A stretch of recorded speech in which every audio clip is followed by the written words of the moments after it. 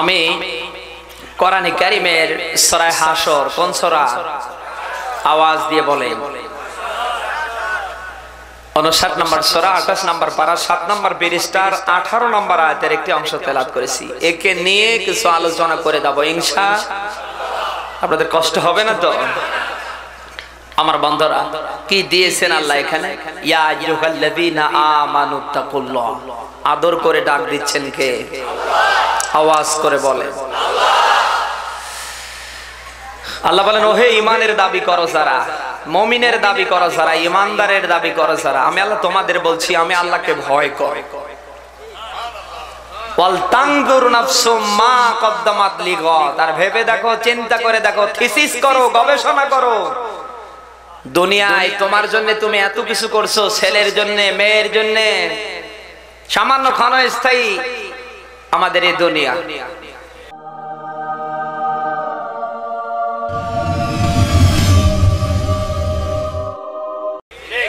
না চিরস্থায়ী? এই ক্ষণস্থায়ী দুনিয়ার জন্য নিজের থেকে নিয়ে শুরু করে স্ত্রী, পরিবার, আত্মীয় স্বজন, শুভাকাঙ্ক্ষী, হিতাকাঙ্ক্ষীর জন্য আমরা কত কিছু করছি। আর আল্লাহ বলেন, বান্দা একটা বার থিসিস করো, গবেষণা করো, চিন্তা করো, একটা বার ভেবে দেখো মরার পরে ওই কবর থেকে নিয়ে আখিরাতের জন্য, পরকালের জন্য তুমি কি করছো? এই কথাকার সবাই বলে। আজ তো সবাই দুনিয়া নিয়ে পাগল, যার যত হয় তারারও তত ধান্দা। বানি আদমের পেট আমার তো মনে হয় মাটি ছাড়া কেউ ভরাট করতে পারবে না। ও আমি হুজুর, কথা কয় না। আপনাদের সাধারণ আমজনতা এমনটা না, আমার হুজুরেরও যত হয় তত আরো আকাঙ্ক্ষা বাড়ে। গোটা দুনিয়ার মালিকও যদি কোনো হুজুর হয় তার বড় ওর আকাঙ্ক্ষা কমবে না বাড়বে? যার একটা রিক্সা থাকে ও চিন্তা করে আমি অটো কিনবো কি করে, যখন অটো কেনে চিন্তা করে 4 চাকার পিকআপ কিনবো কি করে। কেউ যখন একতলা বাড়ি দেয় চিন্তা করে 9 তালা ধরবো কি করে। কারো যখন 2 বিঘা জমি হয় ও চিন্তা করে সিটারি বাটপারি যে কায়দায় হোক না কেন আমার 10 বিঘা জমি জায়গা করা লাগবে। আমার বন্ধুরা এগুলি সব ক্ষণস্থায়ী, চোখ বন্ধ হয়ে গেলে সব পড়ে থাকবে, একটাও কেউ কবরে নিতে পারবে না। এই মতলবে মনে হয় এরকম আছে, চাঁদপুরে মানুষ মারা যাওয়ার পরে ল্যাপ, কম্বল, তোশক, বালিশ, ঘরের বউ, ছেলে মেয়ে সবাই মনে কবরে যায়। হ্যাঁ,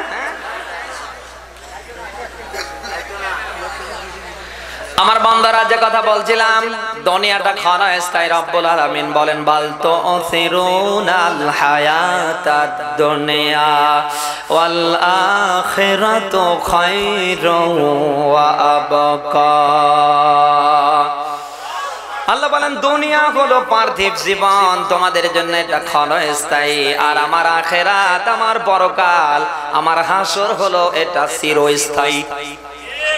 মানুষ যখন দুনিয়া থেকে ইন্তেকাল করে বিদায় নেবে, ওই মানুষটা কিয়ামতের আগ পর্যন্ত কোনদিন আসবে। আমার ভাইরা, এই জন্য দুনিয়া খুব আমার আপনার জন্য ছোট একটা জায়গা, সংকীর্ণতম একটা জায়গা, এটা ক্ষণস্থায়ী। এই আছে এই, কিন্তু আখিরাতের ময়দান এতটা বড়, এটা কোন হুজুর ব্যাখ্যা বিশ্লেষণ করে বর্ণনা দিতে পারবে? মা চলে গিয়েছে যাদের, বাবা চলে গিয়েছে যাদের, আত্মীয় স্বজনের ভিতরে যারা কবরে চলে গিয়েছে, অনেকের 40, 50, 100 বছরও পার হয়ে গেছে, কোনদিন আসবে? আপনিও চলে যাবেন, আমিও চলে যাব। আমার বন্ধুরা, কিয়ামতের আগ পর্যন্ত আমার আপনার কি আশা হবে? আমি এখন এই মুহূর্তে আপনাদের মাঝে জানতে চাই, দুনিয়া হলো ক্ষণস্থায়ী। আজ হয়তো আপনার শক্তি আছে, আজ হয়তো আপনার শরীর ভালো আছে, আজ হয়তো আপনার সব আছে, জন্য আপনি সবকিছু করতে পারেন। অসুস্থ হয়ে পড়ে থাকেন, চোখ দিয়ে যদি দেখতে না পারেন, হাত দিয়ে যদি কিছু ধরতে না পারেন, পা দিয়ে যদি চলাফেরা করতে না পারেন, মানবতার কল্যাণের পক্ষে যদি আপনি দাঁড়িয়ে কোনো কাজ করতে না পারেন, 7 দিন অসুস্থ হয়ে বাড়িতে থাকেন, কেউ আপনার খোঁজ খবর নেবে না। আপনি সবার কাছে বোঝা হয়ে যাবেন, সবাই মারা যায়, আমার আব্বাটা কেন মরে না? এমনকি আপনার ঘরের বউটার কাছেও আপনি বিরক্তিকর, কথা কই না? আমার বন্ধুরা, এই জন্য শরীরে শক্তি আছে যতক্ষণ, চোখের ভেতরে লাইট আছে যতক্ষণ, এই যে শারীরিক মানসিক যতক্ষণ আপনি সুস্থতার মধ্যে থাকবেন, দুনিয়ার চিন্তা চেতনার মধ্য দিয়ে আপনাকে বেশি বেশি আখিরাতের চিন্তা করা লাগবে। কি নিয়ে যাবেন আপনি? আমি বা কি নিয়ে যাব? সব পরে থাকবে। বাজারের কয়েক টাকা দামের সাদা কাপড় আমার আপনার সাথে কবরে যাবে। আমার শরীরের যে ড্রেসটা, এটা বানাতে গেলে কম করে 5টা থেকে 7টা হাজার টাকা লাগে। একটা মরা মানুষকে কাপড়ের কাপড় দিতে কয় টাকা লাগে? আমার তো মনে হয় আমার এই মাথার টুপিটা বিক্রি করলে একটা মরা মানুষের কাপড় বেশি হবে। আপনি কি নিয়ে যাবেন? কি নিয়ে যেতে পারবেন? কি নিয়ে গিয়েছে আপনার বাবা মা, আত্মীয় স্বজন? আপনি কি দিয়েছেন? এতটুকু চিন্তা চেতনা করে আমরা যদি আজ এই দুনিয়ার ময়দানে এক আল্লাহর ভয়ে ভীত হতাম, এক আল্লাহর ভয়ে আমরা যদি দুনিয়ার সমস্ত অপকর্মগুলি ছেড়ে দিতাম, আমার তো মনে হয় মানুষের উপরে আমরা অন্যায়ের হাত বাড়াতে পারতাম না। মানুষ হয়ে আরেকজন মানুষের আমরা ক্ষতি করতে পারতাম না। কথা বলে না কেন?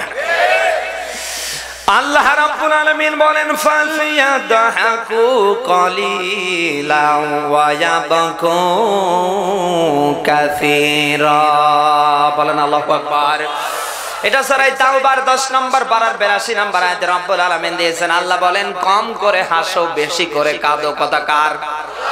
আপনি হাসবেন কম, কাঁদবেন বেশি, এই কথা আমার না আল্লাহর।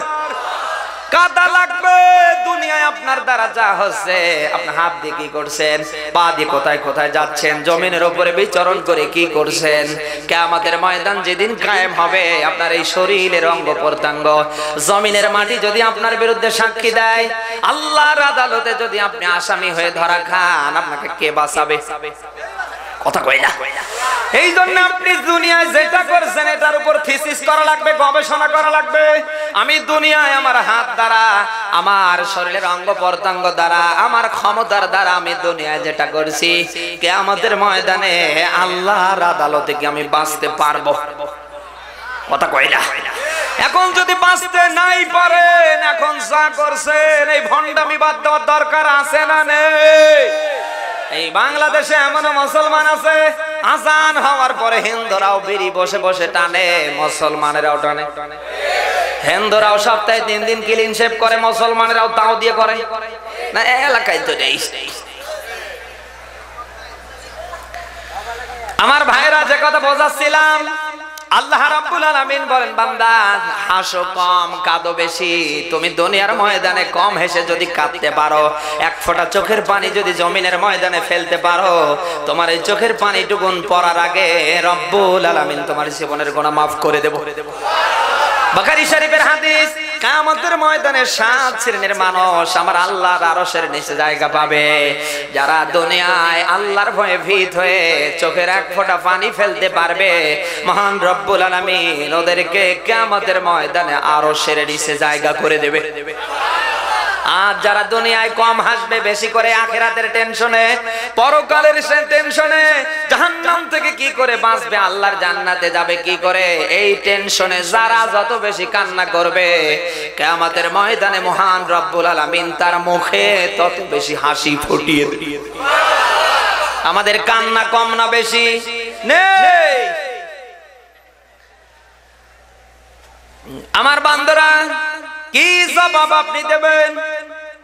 আজ দুনিয়ার জন্য আপনি এত কিছু করেছেন, কিছু নিয়ে যেতে পারবেন না। আমার রব্বুল আলামিন সেই কথাটাই আপনাকে স্মরণ করিয়ে দিচ্ছে, বান্দা কি করছো? তোমার জন্য আজ এত কিছু করছো, মেয়ের জন্য করছো, ছেলের জন্য করছো, মানবতার পক্ষে তুমি এত কিছু করছো। তুমি যে কবরে যাবা, কিচ্ছু নিয়ে যেতে পারবা না। ওই কবর থেকে আখিরাতের প্রত্যেকটা স্টেশনে তোমাকে সফল হয়ে আমার জান্নাতে যাওয়া লাগবে। ওই জন্য তুমি কি করছো, এই কথা কার? ইবনে মাজার হাদিসে দেখলাম, হযরত আবু হুরায়রা বর্ণনা করেন, মানুষ দুনিয়ার এই ময়দানে জমিনের উপরে চলাফেরা করে, বিচরণ করে, হেঁটে হেঁটে যা করবে, এই জমিনটাও কিয়ামতের ময়দানে কারো পক্ষে যাবে, কারো বিপক্ষে যাবে। কারো জন্য জমিন সুপারিশ করবে রব্বুল আলামিন। তোমার এই বান্দা আমার উপর চলাফেরা করে, দুটা পায়ে ভর করে করে আজান হওয়ার পরে মসজিদে গিয়েছে, কোরআনের মাহফিলে গিয়েছে, দোয়ার মাহফিলে গিয়েছে, সালে সবের মাহফিলে গিয়েছে, আমার উপর ভর করে করে দুটা পা দিয়ে হেঁটে হেঁটে মানবতার কল্যাণে কাজ করেছে। রব্বুল আলামিন, আমি জমিন তোমার এই বান্দার জন্য সুপারিশ করলাম, মেহেরবানি করে আমার সুপারিশ কবুল করে নাও। আল্লাহ পাক বলেন, আল-ইয়াউমা নাখতিমু আলা আফওয়াহিহিম ওয়া তুকাল্লিমুনা আইদিহিম ওয়া তাশহাদু আরজুলুহুম বিমা কানু ইয়াকসিবুন। এটা সূরা ইয়াসিন 23 নম্বর পারা 3 নম্বর পৃষ্ঠার 65 নম্বর আয়াতে রব্বুল আলামিন দিয়েছেন, কিয়ামতের ময়দান যেদিন কায়েম হবে, রব্বুল আলামিন মানুষের জবান বন্ধ করে দেবে, মানুষের হাত কথা বলবে, পা কথা বলবে, অঙ্গ প্রত্যঙ্গ একটার পর একটা ওই দিন আমার আল্লাহর আদালতে কারো পক্ষে নতুবা বিপক্ষে সাক্ষী দেবে। প্রিয় চাঁদপুরবাসী, আজ এই দুনিয়ায় হাত দিয়ে যদি ভালো কাজ না করে খারাপ কাজ করেন, আজ এই পা দিয়ে হেঁটে হেঁটে ভালো জায়গায় না যে যদি খারাপ জায়গায় যান, কান দিয়ে ভালো ভালো জিনিস না শুনে যদি খারাপ জিনিস শোনেন, চক্ষু দিয়ে যদি ভালো জিনিস দেখে আমল না করে খারাপ জিনিস পর নারী হেঁটে যাচ্ছে, নিজের বউ বাদ দিয়ে আপনি যদি লোলুপ দৃষ্টিতে তাকান, অন্তর দিয়ে যদি আজে বাজে চিন্তা ভাবনা করেন, কিয়ামতের ময়দানে আপনার এই অঙ্গ প্রত্যঙ্গ আপনার বিপক্ষে সাক্ষী দেবে। আরো আল্লাহর কোন সাক্ষী লাগবে? লাগবে? আজ আপনি আমি দুনিয়ায় যা করছি এগুলি লেখার জন্য, এগুলি সংরক্ষণের জন্য, রেকর্ড করার জন্য, ভিডিও অ্যালবাম তৈরি করার জন্য আমি নয়, আদম থেকে নিয়ে শুরু করে কিয়ামত পর্যন্ত যত মানুষ দুনিয়ায় আসবে প্রত্যেকের সাথে আল্লাহ দুইটা ফেরেশতা নিয়োগ দিয়েছে। কয়টা? সবাই বলেন। এই দুইটা ফেরেশতা সব সময় থাকে, শুধুমাত্র তিনটা সময় থাকে না। তার ভেতরে এক নাম্বার সময় কি? মানুষের যখন পায়খানার বেগ আসে, পেশাবের বেগ আসে, মানুষ যখন টয়লেটে যায়, বাথরুমে যায়, ফেরেশতারা ওই মুহূর্তে থাকে না, একটু আড়াল হয়ে যায়। মানুষ আবার যখন গোসল করতে যায়, ফেরেশতারা থাকে না, একটু আড়াল হয়ে যায়। মানুষ তার যখন যৌবিক যৌন চাহিদা মেটানোর জন্য হালাল স্ত্রীর কাছে যায়, ওই মুহূর্তে আল্লাহর ফেরেশতারা একটু আড়াল হয়ে যায়। এই তিন সময় বাদ দিয়ে আল্লাহর এই দুইজন ফেরেশতা সব সময় আমার আপনার সাথে থাকে। ওয়া ইন্না আলাইকুম লাহাফিযিনা কিরামান কাতিবিন ইয়ালামুনা মা তাফআলুন। সূরা ইনফিতরের ভিতরে শেষের দিকে আল্লাহ আয়াতগুলি দিয়েছে। আমার বান্দারা, ওই ফেরেশতা দুইটার কাজ হলো আপনি যেটা করেন ওটাও দেখে, ওটাও জানে, আপনি যেটা করেন না ওটাও। সবাই বলেন না কেন? আপনি জবান দিয়েছে কথাটা বলেন, মা ইয়ালফিযু মিন কাউলিন ইল্লা লাদাইহি রাকিবুন আতীদ। এটা সূরা কাফের 50 নম্বর সূরা 26 নম্বর পারার 18 নম্বর আয়াতে আল্লাহ দিয়েছে, আপনি জবান দিয়ে যত কথা বলেন ফেরেশতারা ওটাও নোট করে। এই আপনি কি শুনতে পারলেন? তাহলে আমি আপনি যা করছি সব রেকর্ড করছে কে? সবাই বলেন। আল্লাহ রাব্বুল আলামিন যখন আপনার আমার সামনে আমলনামা ধরিয়ে দেবে, ওই এমন একটা আমলনামা চলে আসবে, আপনি ছোট গোনা যেটা করেছেন ওটাও থাকবে, বড় গোনা যেটা করেছেন ওটাও কি থাকবে না?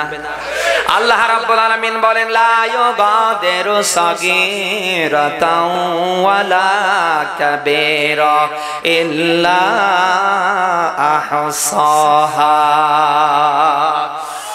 এটা সূরা কাহফ 16 নম্বর পারা 18 নম্বর পৃষ্ঠার 49 নম্বর আয়াতে রব্বুল আলামিন দিয়েছেন, এমন একটা আমলনামা আমার আল্লাহ আপনার সামনে আমার সামনে ওই দিন ধরিয়ে দেবে। ওই আমলনামা রেজাল্ট শীটের ভেতরে আপনি দুনিয়ায় হাত দিয়ে কি করেছেন, পা দিয়ে কোথায় গিয়েছেন, কান দিয়ে কি শুনেছেন, চক্ষু দিয়ে কি দেখেছেন, অন্তর দিয়ে কি চিন্তা ভাবনা করেছেন, দুনিয়ায় আপনি কতটুকুন ভালো করেছেন, কতটুকুন খারাপই করেছেন, সব থাকবে। আর আল্লাহ ওই মুহূর্তে বলবে ইকরা কিতাবাক কাফা বিনাফসিকা আল-ইয়াওমা আলাইকা হাসিবা। ও বান্দা তোমার আমলনামা নিজে পড়ো। আজ তোমার হিসাব দানের জন্য কোনো উকিল লাগবে না, কোনো ব্যারিস্টার লাগবে না, কোনো জজ লাগবে না। তাকিয়ে দেখো তুমি ওখানে গোল্ডেন পেয়েছো, ফেল করেছো না কি করেছো? তুমি কি জান্নাতে যাবা না জাহান্নামে যাবা? ওখানে আছে। প্রিয় চাঁদপুরবাসী, আবেগ দিয়ে নয় বিবেক দিয়ে চিন্তা ভাবনা করা লাগবে আপনি কি করছেন। কিয়ামতের ময়দানে আল্লাহর আদালতে যদি আল্লাহ দাঁড় করায় আর আপনার শরীরের অঙ্গ প্রত্যঙ্গ যদি ওই দিন আমার আপনার বিরুদ্ধে চলে যায়, আমার আপনার কি বাঁচার কোনো উপায় আছে?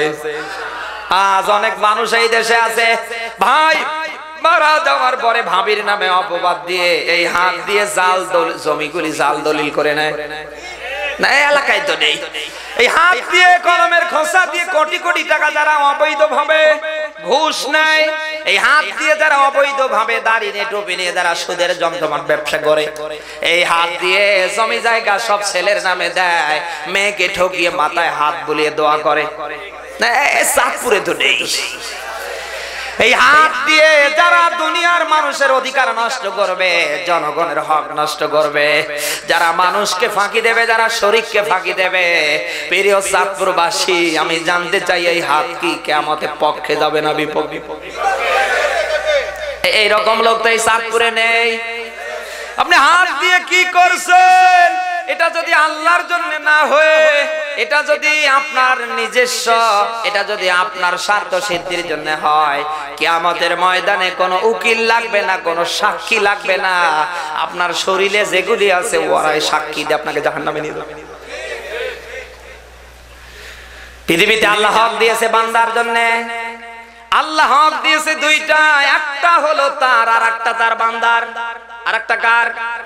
সবাই বলেন আল্লাহর হকের ভেতরে আযান হওয়ার পরে নামাজ আদায় করা লাগবে। কিয়ামতের ময়দান যেদিন কায়েম হবে, আমার আল্লাহ তার হক আদায় করবে নামাজের দ্বারা। সুবহানাল্লাহ বলতে পারবেন? এতটুকুন আমার আল্লাহ আহ্বান করবেন, ওয়া দাউনা ইলা সুজুদ। এটা সূরা কলম 42-43 নাম্বার আয়াতের অংশ রব্বুল আলামিন দিয়েছেন। সেই দিন মহান রব্বুল আলামিন সিজদার জন্য আহ্বান করবে। আজ দুনিয়ায় আযান হওয়ার পরে যারা নামাজে দাঁড়িয়ে যায়, যারা রুকু করে, যারা সিজদা করে, আমার আল্লাহর আহ্বান শোনার সঙ্গে সঙ্গে ওই মানুষগুলি সিজদায় পড়ে যাবে। তাহলে আল্লাহর হক আযান হওয়ার পরে মুসলমানদের কাজ হবে নামাজ পড়া। অথচ এই দেশের মানুষ আযান হওয়ার পরে ওয়াক্তের পর ওয়াক্ত চলে যায়। অনেক মানুষ আছে জুমার নামাজটা পর্যন্ত পড়ে না। না, এই এলাকায় তো নেই। আল্লাহর বান্দা আর আল্লাহকে যারা অস্বীকার করে, মুসলিম শরীফের হাদিস হযরত আবু হুরায়রা বর্ণনা করেন, বাইনাল আবদি ওয়া বাইনাল কুফরি তারকুস সালাহ, রাওয়াহুল মুসলিম। নবীজি বলেন, আমার আল্লাহকে যারা স্বীকার করে, আযান হওয়ার পরে তারা রুকু আর সিজদার জন্য নামাজে দাঁড়িয়ে যায়। আর যারা আল্লাহকে অস্বীকার করে, এতটুকু নামাজ দিয়েছেন যারা আল্লাহর বান্দা, আযান হওয়ার পরে তারা কথা কয় না। এখানে কত আল্লাহর ওলি বসে আছে, কত আল্লাহর বান্দা বসে আছে, এশার নামাজ পড়ে নাই, মাগরিব পড়ে নাই, আসর পড়ে নাই, জোহর পড়ে নাই। ও ওয়াজ শোনার পরে মহা খুশি, হুজুর আপনি আরো 2 ঘন্টা আগে উঠলেন না কেন? সারা রাত ওয়াজ করেন, ফজরের নামাজটাও পড়বে না। এই সিটার তো এলাকায় নেই। বাংলাদেশে ম্যাক্সিমাম মানুষ যারা নামাজ বন্দী পড়ে না, নামাজিদের দেখে টিটকারি করে না, এলাকায় নেই। নামাজের কথা বলে রাগ করে, ওই তোর সে আমার ঈমান পাকা আছে। যারা নামাজ না পড়ে নামাজিদের দেখে যারা টিটকারি করে, আপনি এটা করবেন না। ঈমান নষ্ট হওয়ার জন্য বেশি কিছু লাগে না। এতটুকুন কথা যদি কেউ বলে তোর সে আমার ঈমান পাকা আছে, ওটার ঈমান থাকে না, নষ্ট করে দেয় কে? তাওবা করে আবার মুসলমান হওয়া লাগবে, তাহলে জীবনের সব ইবাদত কবুল করবে কে? বিশ্বনবীর হাদিস, লা সালাতা লা ঈমানা, যার নামাজ নাই ওর কোনো ঈমান। লা সালাতা শব্দের দিকে খেয়াল করেন, নবীজি জানিয়েছেন যার নামাজ নেই তার কোনো ঈমান। এখন যদি দুনিয়ায় কেউ ইমানদারের দাবি করতে যায়, মুসলমানের দাবি করতে যায়, তাকে অবশ্যই অবশ্যই নামাজ দিয়ে করা লাগবে না বাদ দিয়ে? তো যারা নামাজ পড়েননি নামাজ পড়বেন তো। মুসা নবীর কাছে একটা মেয়ে লোক এসেছে, ডেকে বলে পয়গম্বর মুসা, আমি বিশাল বড় অপরাধ করেছি, আমার আল্লাহ কি আমার মাফ করবে? মুসা নবী ডেকে বলে, মেয়ে লোক কি এমন অপরাধ করেছো খুলে বলো। মেয়েটা বলে, জানা ব্যভিচার অবৈধভাবে আমার পেটে সন্তান আসে, দুনিয়ায় সন্তান আসার পরে সন্তানটাকে আমি আছাড় দিয়ে মেরে ফেলি। ও পয়গম্বর, আমার আল্লাহ কি এত বড় অপরাধ আমারে মাফ করবে? মুসা নবী ডেকে বলে, মেয়ে লোক কোনদিন আমার আল্লাহ তোমাকে মাফ করবে না। মেয়ে লোকটা হাউ মাউ করে কপালে হাত দিয়ে কাঁদতে কাঁদতে যায়। রব্বুল আলামিন ডেকে বলে, মুসা আমি আল্লাহরও অপেক্ষা তুমি করলে না। তুমি নবী মুসার রাষ্ট্রের ভেতরে, রাজ্যের ভেতরে, আমার আসমানের নিচে জমিনের উপরে ওই জেনাকার মহিলার চেয়ে অনেক খারাপ আমার বান্দা বান্দি আছে। মুসা নবী বলেন, রব্বুল আলামিন বলো কে? সঙ্গে সঙ্গে ওহীর মাধ্যমে আমার আল্লাহ মুসাকে ডেকে বলে, মুসা মুসলমান দাবি করার পরে যারা নামাজ আদায় করে না, যারা রুকু দিতে চায় না, সেজদা দিতে চায় না, ওই জেনাকারিনী মহিলার চেয়ে তারা খারাপ। এই আপনি কি শুনলেন? আমার বন্ধুরা, আমি যে কথা বোঝাতে চাচ্ছিলাম, হক আল্লাহ দিয়েছে দুইটা, একটা হলো আল্লাহর আর একটা কার? সবাই বলেন, আল্লাহর হক আজান হওয়ার পরে নামাজে দাঁড়ানো লাগবে। এখন কেউ যদি নামাজ আদায় না করে, কিয়ামতের ময়দানে সে ধরা খাবে কার কাছে? সবাই পড়বো তো নামাজ? আজ অধিকাংশ পরিবারে নামাজ না থাকার কারণে মেয়েরা হয়েছে কটকটি, বউরা হয়েছে কিরণমালা, আর পেট থেকে যা বের হচ্ছে ওটা ছোট কটকটি নতুবা ছোট কিরণমালা। এই যে পরিবারে নামাজ না থাকবে, ও পরিবারে কোনো শান্তি আছে? স্বামী স্ত্রীর ভিতরে মিল পর্যন্ত নেই। আপনি দেখেন দাঁড় কোমরার সম্পর্ক, কথা হয় না। নামাজ আপনি নিজে পড়বেন, পরিবারের যত সদস্য আছে ওদের ভেতরে নামাজ তুলে দিবেন। বিশ্ব নবী মুহাম্মদুর রাসূলুল্লাহর হাদিস, মরু বিশ্ব নবী মুহাম্মদুর রাসূলুল্লাহর হাদিস, মরু আওলাদুকুম বিসসালাত, তোমরা তোমাদের সন্তানদেরকে নামাজের তাগিদ দেবে যখন তাদের বয়স হয়ে যায় 7 বছর। কত? সবাই বলেন 10 বছর যখন হয়ে যায়, আর নতুন করে কোনো কথা না, নামাজ না পড়লে মার দেওয়া লাগবে। এরকম পার্টি কে আছেন? নেই। অনেক এখানে দাড়িওয়ালা টুপিওয়ালা বসে আছে, বউ এক ওয়াক্ত নামাজ পড়া দূরের কথা, বিয়ের পর থেকে 8টা-10টা সন্তান জন্ম দিয়েছে, পশ্চিম পাশে পর্যন্ত একটা সেজদা দেয় না। এটা চাঁদপুরে নেই। শব্দের দিকে খেয়াল করেন, 7 বছর যখন সন্তানের বয়স হবে, নামাজের ব্যাপারে তাগিদ দেওয়া লাগবে। বাবা চলো নামাজে, হাত ধরে ধরে নিয়ে যাওয়া লাগবে, অভ্যাস করা লাগবে। 10 বছর যখন হয়ে যাবে, আর ওইভাবে নয়, এবার নামাজ আদায় না করলে ছেলে হোক মেয়ে হোক, ঘরের বউ হোক, মার দেওয়া লাগবে। বউ নামাজ পড়ে না, ছেলে নামাজ পড়ে না, মেয়ে নামাজ পড়ে না, ওই জন্য ছেলের গায়ে, মেয়ের গায়ে, বউয়ের গায়ে হাত তুলেছেন কে? হাত তোলেন তো। আল্লাহ আছে কে? আল্লাহ রাব্বুল আলামিন বলেন, ওয়ামুরু আহলাকা বিসসালাহ, আমি আল্লাহ ও দুনিয়ার মানুষ তোমাদেরকে আদেশ দিচ্ছি, আমি আল্লাহ অর্ডার দিচ্ছি, নামাজের ব্যাপারে তোমাদের আহালদেরকে আদেশ দাও। কথা কার? সবাই বলেন। আমার ছোট্ট একটা মেয়ে আয়েশা সিদ্দিকা নাম, সবে মাত্র রানিং 15 মাস তার বয়স চলছে। যে পরিবারে নামাজ থাকে, তাকিয়ে দেখেন ওই পরিবারে যত সন্তান আল্লাহ দুনিয়ায় দেবে, সবাই নামাজে দাঁড়িয়ে যাবে।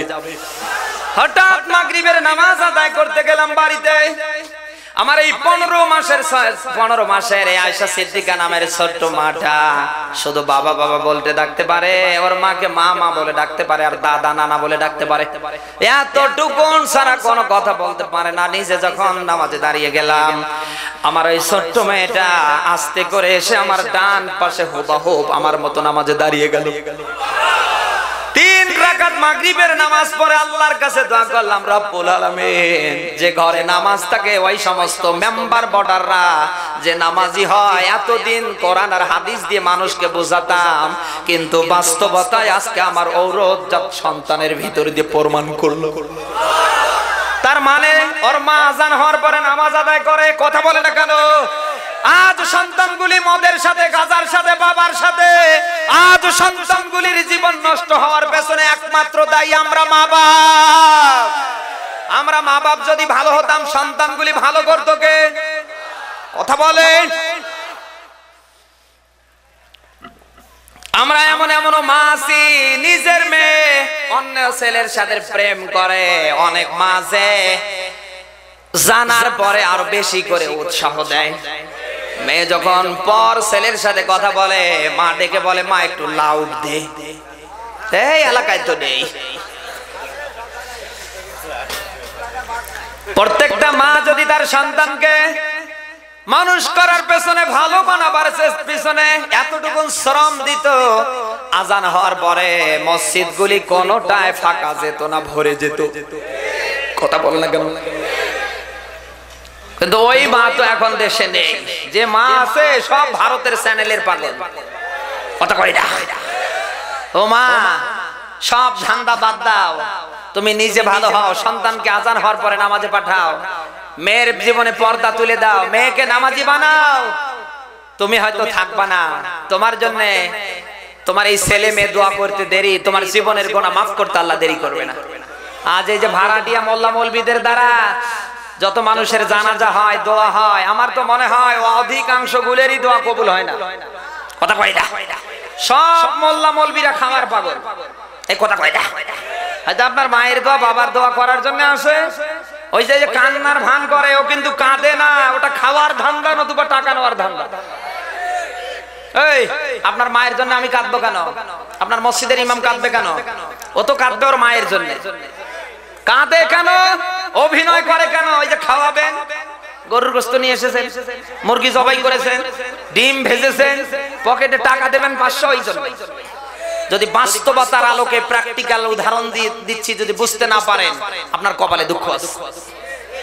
আগামীকাল মসজিদের ইমামকে দাওয়াত দেবেন, এই হুজুর চল মায়ের কবরে যাবো, একটু দোয়া করি। একটা পানও খিলাবেন না, বলে যা। 3 দিন পরে আবার টেনে নিয়ে যাবেন, একটা চাও খাওয়াবেন না, বলে যা। আবার 3 দিন পরে ডাকবেন, হুজুর মসজিদের ভেতরে মিথ্যা কথা বলবে, আমার সমস্যা আছে। কথা হয় না? এতদিন ডাকলে, ফোন করলেই যেত, কারণ গেলেই খাওয়া পেত, টাকা পেত। আর 2 দিন নিয়ে গিয়েছেন, কিচ্ছু খাওয়াননি, তাকে ফেরত দিয়েছেন, আরো যাবে। বাংলাদেশ সব হুজুরেরা খাওয়ার পাগল। খাওয়া যেদিকে সুদারু, ঘুষারু, মদারু, গাজারু, চিটার, বাটপার, ওটা 1 নাম্বার না 2 নাম্বার, কিচ্ছু বোঝে না। অনেক মসজিদের ইমাম আছে নামাজ শেষ হওয়ার পরে জিকির করে, আরে আজ আমার দাওয়াত আসে না কেন? আসরের নামাজ পড়ার তসবিহ টেপে আর বাজারে যায়। ওই দিন তো কলিমদ্দি আমারে চা খেলিয়ে পান বাদি দিয়েছে, আজকে দেবে কে? কথা কই না? বাংলাদেশের হুজুররা যদি আমরা ঠিক হতাম, আমার তো মনে হয় মসজিদগুলি আজান হওয়ার পরে কানায় কানায় ভরে যেত। কথা কই না? সুদ থাকতো না, ঘুষ থাকতো না, অন্যায় থাকতো না, বেনামাজি থাকতো না, পর্দাহীন কোন নারী থাকতো না। কথা কই না? ইমাম সাহেব যদি ওই জায়গায় বলে, যারা নামাজ পড়বে না ওর বাড়িতে আমি দাওয়াত খেতে, যারা সুদ খায় ওর বাড়িতে আমি দাওয়াত খেতে, যারা মসজিদে নিয়মিত আসে না ওর বাড়িতে আমি দাওয়াত খেতে, যার বউ বেটি ইসলামের ফরজ বিধান পর্দা করে না ওর বাড়িতে দাওয়াত খেতে, এগুলো কি ঠিক হতো না? হুজুরা খাওয়ার পাগল। এক একটার পেট 8টা-10টা গর্ভবতী মায়ের পেট জোড়া দিলেও এই বাংলাদেশে এমন এমন হুজুর আছে, হুজুরের পেটে বড় 8টা-10টা করে কুকুর ঢুকায়, তাও খাইতেই থাকে। এই আদম থেকে ঈসা মুহাম্মদ রাসূলুল্লাহ পর্যন্ত একটা নবীর পেট কি বড় ছিল? কেউ প্রমাণ করতে পারবে? পেট বড় হওয়া এটা লক্ষণ ভালো না। আপনি রাগ করলেন? আজ বাংলাদেশের আমরা হুজুরেরা যদি ঠিক হতাম, দেশ, সমাজ, রাষ্ট্র সব ভালো হয়ে যেত। কিন্তু হচ্ছে না কেন? আমাদের কারণে। আমরা তো হক কথা বলতে পারি না। এখন সুদের বিরুদ্ধে, ঘুষের বিরুদ্ধে, দুর্নীতির বিরুদ্ধে আমরা কথা বলতে গিয়ে আমরা চিন্তা করি, যদি আমার চাকরি চলে যায়। আল্লাহর ভয়ে ইসলামের সঠিক কথাটা, হক কথাটা যারা বলতে পারবে না, আমি স্পষ্ট দলিল দিয়ে বলে যাচ্ছি, ওর পেছনে নামাজ হয় না, কিয়ামত পর্যন্ত একটা মানুষের সেজদা কবুল হবে না। আমি দলিল দিচ্ছি কোরআনে কারিমের আয়াত দিয়ে, আয়াত নাম্বার, পৃষ্ঠা নাম্বার, পারা নাম্বার উল্লেখ করে। আপনি যদি কালকে গীবত করেন, আমি এমন কথা বলে যাব আপনি মুখ দেখাতে পারবেন না। যারা আজ মানুষের ভয়ে ইসলামের সঠিক কথাটা বলতে চায় না, এদের পিছনে নামাজ হয় না, কিয়ামত পর্যন্ত হবে না। কথাকার আওয়াজ দিয়ে বলা লাগবে সবাইকে। দেখেন তো কোথায় আছে কোরআনে কারীমের সূরা বাকারা 2 নম্বর পারা 3 নম্বর পৃষ্ঠার 159 নম্বর আয়াতে আল্লাহ দিয়েছেন, ইন্নাল্লাযীনা ইয়াকতুমুনা মা আনসালনা মিনাল বায়্যিনাতি ওয়াল হুদা মিন বা'দি মা বায়্যানাহু লিন-নাসি ফিল কিতাব উলাইকা ইয়ালআনুহুমুল্লাহু ওয়া ইয়ালআনুহুমুল লাঈনুন। বলেন আল্লাহু আকবার। আল্লাহ বলেন নিশ্চয়ই যারা, শব্দের দিকে খেয়াল করেন, ইন্নাল্লাযীনা ইয়াকতুমুনা, যারা গোপন করে, করছে, করবে। কার কথা? এই নামাজ পড়া লাগবে আইনকার, রমজান মাস আসলে রোজা রাখা লাগবে আইনকার, যাকাত দেওয়া লাগবে আইনকার, সামর্থ্য থাকলে হজ করা লাগবে আইনকার, বউ বেটি থাকলে ইসলামের ফরজ বিধান গায়ে তুলে দেওয়া লাগবে পর্দা আইনকার, সুদ ঘুষ যদি খায় ওটা বন্ধ করা লাগবে আইনকার। এই হক কথা যারা মসজিদের মেম্বারে বলতে পারে না, চাকরির ভয়ে ওর পেছনে নামাজ হয় না, কিয়ামত পর্যন্ত হবে না। তার দলিল সূরা বাকারার 159 নম্বর আয়াত। আল্লাহ বলেন উলাইকা ইয়ালআনুহুমুল্লাহ, ওর উপর আমি আল্লাহর লানত। আমি আল্লাহ যাদের উপরে লানত করি ওদেরও লানত।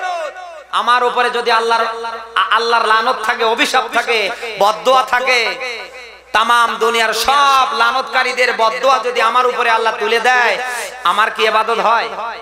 আর আপনারা যে টাকা দিচ্ছেন, ভ্যান চালে, কেউ রিকশা চালে, অটো চালে, এই ওই সিটারের পিছনে নামাজ হয়? যে কথা বলতে গিয়ে এতগুলি কথা বলে ফেললাম। হক আল্লাহ দিয়েছে কয়টা? সবাই বলেন একটা। কার? ওই আল্লাহর হক কি? আজান হওয়ার পরে এই আগামীকাল ফজরের নামাজ থেকে 5 ওয়াক্ত নামাজ আমরা পড়বো। কার হাত তুলে দেখি? লিল্লাহে তাকবীর, আলহামদুলিল্লাহ। আমার ভাইরা, নামাজের একটা শর্ট এক্সাম্পল দিচ্ছি। বিশ্বনবী মুহাম্মদ রাসূলুল্লাহ দিয়েছেন বুখারী শরীফের হাদিস, কারো বাড়ির সামনে যদি একটা পুকুর থাকে, একটা মানুষ যদি 5 বার গোসল করে, শরীরে কোনো ময়লা থাকতে পারে? বিশ্ব নবীর হাদিস, দুনিয়ায় কোন মানুষ যদি 5 ওয়াক্ত নামাজের পাবন্দী হয়ে যায়, ওর শরীরে কোনো গুনাহ থাকে না, মহান রব্বুল আলামিন ওর জীবনের গুনাহ খাতাগুলি maaf করে দেয়। হাদিস দিয়ে একটা গাছের উদাহরণ আমি আপনাদের মাঝে বোঝানোর জন্য বলছি। একটা গাছের ভেতরে দেখবেন অনেকগুলি পাতা থাকে, কিছু কাঁচা পাতা থাকে, আবার কিছু পাকা পাতা থাকে। বাতাস যখন এসে যায়, ওই পাকা পাকা পাতাগুলি বাতাসের বেগে কিন্তু পড়ে যায়। নবী মুহাম্মদ রাসূলুল্লাহ উদ্ধৃতি দিয়েছে, বান্দা যখন নামাজ আদায় করার জন্য, বান্দা যখন দাঁড়িয়ে যায়, বান্দা যখন রুকু করে, মহান আল্লাহ বান্দার অর্ধেক গুনাহ maaf করে দেয়। বান্দা যখন সেজদায় গিয়ে সেজদা করে, ওর জীবনের সব গুনাহ আল্লাহ maaf করে দেয়। ওই নামাজ আমরা পড়বো তো।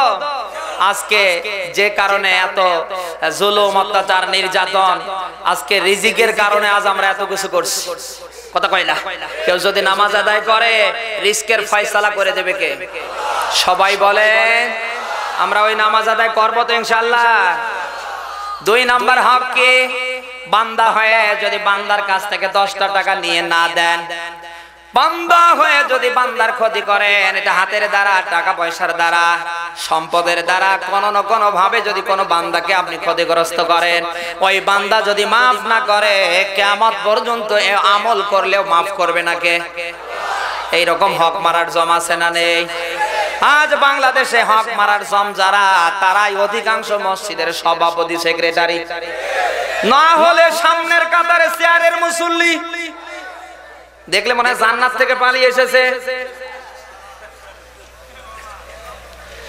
যারাই দুনিয়ায় মানুষের হক নষ্ট করবে, কাউকে শরীক ফাঁকি দেবে, কাউকে ঠকাবে, কিয়ামত পর্যন্ত ইবাদত করতেই থাকবে, করতেই থাকবে, করেই যাবে। আর কোন ইবাদত কানের উপরে উঠাবেন না কে? সবাই বলে ইবাদত কবুল। এই ছেলে, এই কি হচ্ছে? ইবাদত কবুল হওয়ার জন্য যত মাধ্যম আমরা পেয়েছি, কোরআনে কারীমের ভেতরে আমার আল্লাহ ইবাদত কবুল হওয়ার জন্য মাধ্যম দিয়েছে 2টা। কয়টা? সবাই বলেন ইবাদত হওয়া লাগবে একমাত্র কার জন্য? এটা সূরা এটা সূরা আনআমের 163 নম্বর আয়াতের ব্যাখ্যা দেখে নেবেন। 2 নম্বর ইবাদত হওয়ার পেছনে, কবুল হওয়ার পেছনে আমরা যে মাধ্যম পেয়েছি, ইবাদত কবুল হওয়ার পেছনে 2 নম্বর মাধ্যম হলো আয়ের উৎস হওয়া লাগবে হালাল না হারাম। সবাই বলেন। আজ যারা মানুষকে ঠকায়, মানুষের অধিকার নষ্ট করে, জনগণের হক যারা নষ্ট করে, অবৈধভাবে দাড়ি নিয়ে টুপি নিয়ে তাহাজ্জুদের নামাজ পড়ার পরে যারা টাকা ছেড়ে দিয়ে সুদের জমজমাট ব্যবসা করে, এর আয়ের উৎস হালাল না হারাম? আরো জোরে বলেন। এরকম লোক কারা আছেন? হাত তোলেন তো। নেই না? এলাকায় সুদ নেই, এরা হক মারার জম নেই। কারা মেয়েকে ঠকিয়েছেন? হাত তোলেন তো। হ্যাঁ, এদিকে এরকম নেই না? হ্যাঁ হ্যাঁ, স্ত্রীকে মহরণা না দিয়ে বাসর রাতে পা ধরে মাপ চেয়ে নিয়ে স্ত্রীকে আজও ঠকিয়ে বসে আছেন কারা? হাত তোলেন তো। না, এলাকায় যৌতুক নেই নাকি? হ্যাঁ, এই এলাকায় যৌতুক নেই? হ্যাঁ, যৌতুক নেই না? মাশাআল্লাহ মাশাআল্লাহ, আলহামদুলিল্লাহ। এই এলাকায় মেয়ে বিয়ে দেওয়া লাগবে, ঠিক আছে না? আমার বন্ধুরা, ইবাদত কবুল হওয়ার 2 নম্বর মাধ্যম কোরআনে কারিমের, এটা সূরা বাকারার 2 নম্বর পারা 4 নম্বর পৃষ্ঠার 168 172 নম্বর আয়াতে রব্বুল আলামিন দিয়েছেন। আল্লাহ পাক বলেন, ইয়া আইয়ুহাল্লাযীনা আমানু কুলু মিম্মা ফিল আরদি হালালান তাইয়্যিবা। আল্লাহ বলেন, ওহে ঈমানের দাবি করো যারা, ঈমানদারের দাবি করো যারা, আমি আল্লাহ তোমাদের বলছি, খাও দাও পান করো ভক্ষণ করো আমার জমিনের উপরে যেটা হালাল। সুবহানাল্লাহ বলতে পারেন? তাহলে হালালটা খাওয়া লাগবে। এরপরে আল্লাহ আপনাকে তত্ত্ব দিলেন, ওয়াশকুরু লিল্লাহ, বান্দা আমার প্রশংসা করো। তাহলে হারাম খেয়ে আল্লাহর প্রশংসা করলে হবে? কি খেয়ে করা লাগবে?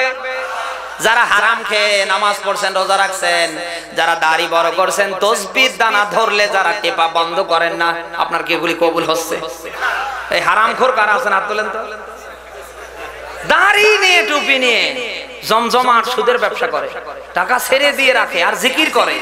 তোমার ওই জিকিরে কোনো কাজ হবে না? ভাই, এগুলো বাদ দেওয়া লাগবে। আমরা পারবো তো ইনশাআল্লাহ, যেহেতু আল্লাহ হালালান তাইয়্যিবা দিয়েছে। জমিনের উপরে যেটা পুত পবিত্র, যেটা হালাল, যেটা বৈধ, আমাকে ওটা খাওয়া লাগবে। এরপরে ইবাদত করা লাগবে। এরপরে আল্লাহকে ডাকলে আল্লাহ সবাই বলে, ইন কুনতুম ইয়াহু তা'বুদুন, যদি তুমি বান্দা হয়ে থাকো তারপরে আমি আল্লাহর ইবাদত করব। আপনি কি বুঝলেন? না না, বোঝেন। তাহলে আল্লাহ ইবাদত কবুল করবে, আমাদের আয়ের উৎস হওয়া লাগবে কি? সবাই বলেন। তাহলে হারাম কাজের সাথে যারা জড়িত আছে, আমরা কি ওটা রাখবো না ছেড়ে দেব? কারা পারবো? হাত তুলে দেখি। লিল্লাহে তাকবীর, আলহামদুলিল্লাহ। তিরমিজি শরীফের হাদিস, আব্দুল্লাহ বিন মাসউদ রাদিয়াল্লাহু হাদিসটি বর্ণনা করেন, কিয়ামতের ময়দান যেদিন কায়েম হবে, মহান রব্বুল আলামিন ওই দিন বান্দাকে তার আদালতে দাঁড় করে 5টা প্রশ্ন করবে। কয়টা? সবাই বলেন। 1 নাম্বার প্রশ্ন করবে আপনার জীবনকালের উপরে। আপনার এই জীবনকালে আপনি কি করলেন?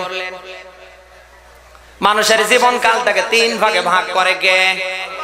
1 নাম্বার ভাগ আল্লাহ করলেন শৈশব কৈশোর, এরপরে যৌবন, তারপরে বৃদ্ধা।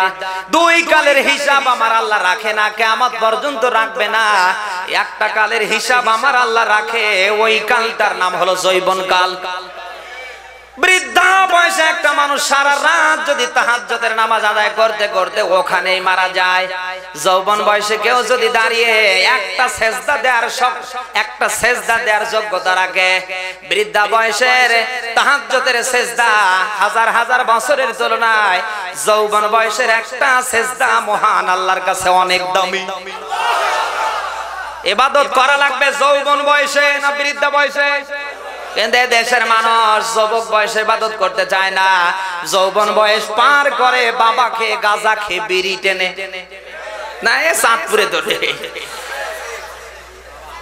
বাংলাদেশের অধিকাংশ মানুষ এই যে হজ করার জন্য যায়, হজ একটা ইবাদত। যৌবন বয়সে হজ করার নিয়ম, যৌবন বয়সে হজ করে না। আজরাইল এসে ধাক্কা মারলেই উঠতে পারবে না। মরার 8 দিন 10 দিন আগে যায় হজ করার জন্য, ভাড়া দিয়ে দিয়ে টাকা দিয়ে দিয়ে হজ্জের সব কাজ করে নেয়। কথা কয় না? হজ এমন একটা গুরুত্বপূর্ণ ইবাদত, খালি গেলেই হবে না, শারীরিক শক্তিও লাগবে, অর্থ লাগবে। কথা কয় না? শারীরিক আর্থিক দুইটা মিলে একটা ইবাদত, তার নাম হজ। যারা দাঁত পড়ার পরে শরীরে শক্তি থাকে না, চেয়ারে ভর করে করে যারা হজ করতে যান, ওদের হজ করার দরকার নেই। কথা কয় না? যখন যা করার দরকার আপনি যদি তখন না করেন, কাজ হবে। সবাই বলেন, আমার বান্দারা, তিরমিজি শরীফের হাদিসে আব্দুল্লাহ বিন মাসউদ বর্ণনা করেন, কিয়ামতের ময়দানে আমার আল্লাহর আদালতে বান্দাকে 5টা প্রশ্ন করবে। 1 নাম্বার প্রশ্ন আমার আল্লাহ করবে বান্দার জীবনকাল সম্পর্কে। আজ আমি দুনিয়ায়, আপনি দুনিয়ায় যা করছেন, আমার আপনার জীবনকালে যা আছে সব কিছুর হিসাব নেবে কে?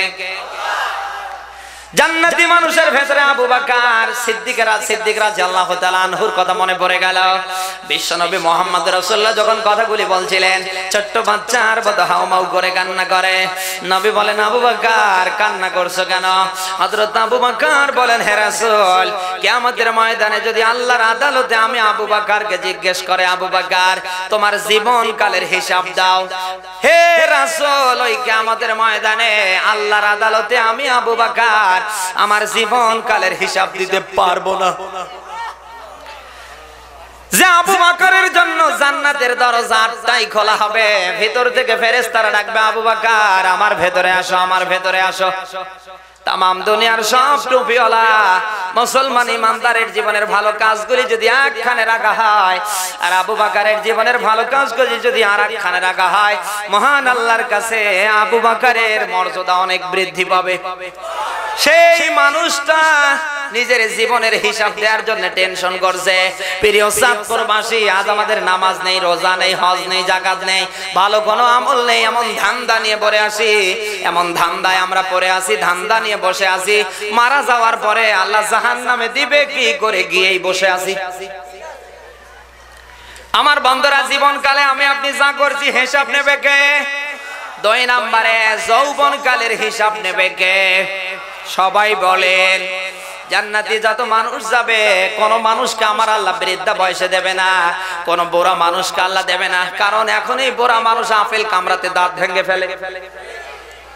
ডাউল দিয়ে 2-3 বার ভাত খাওয়ার পরে বুড়া আর বাঁচে না, সেলাইন লাগা লাগে। কথা কয় না?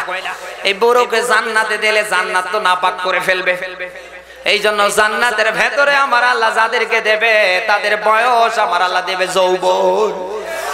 আল্লাহ যেন ওই জান্নাতে যাবার মতো যত যোগ্যতা দরকার আমাদের উপরে দান করে। আল্লাহ যেন আমল করবার জন্য আমাকে সবাইকে কবুল করে, বলেন আমিন। 3 নম্বরে সম্পদ অর্জন। আজ আপনি আমি যে কায়দায় সম্পদের আতর খালি বাড়াতেই আছি। এই যে সম্পদ আমি আপনি বাড়াচ্ছি, এই সম্পদ অর্জন বৈধ ভাবে না অবৈধ ভাবে, এই ব্যাপারে যার যত বেশি সম্পদ তার তত বেশি টেনশন। গরিবরা আগে, এই বড় লোকদের যে আগে জান্নাতে যাবে। বাস্তবতার আলোকে তাকিয়ে দেখেন, যার যত বেশি ধন সম্পদ তার তত বেশি টেনশন। চোখে কোনো ঘুম নেই, ফজরের আজান হয়ে যায়, একটু ঘুমানোর জন্য টাকা দিয়ে ট্যাবলেট খায় অথবা ইনজেকশন পুশ করে। কথা বলে না কেন? কিন্তু রিক্সা চালক কিচ্ছু নেই, সারাদিন রিক্সা চালিয়ে ডাউল ভাত বউ রান্না করে দিয়েছে, খাওয়ার পরে ওখানে ঘুমিয়ে গিয়েছে। কিছুক্ষণ পরে বউ মশারি টাঙ্গানোর জন্য এসে দেখে লঙ্গির জায়গায় লঙ্গি নাই, মাথায় উঠে গেছে।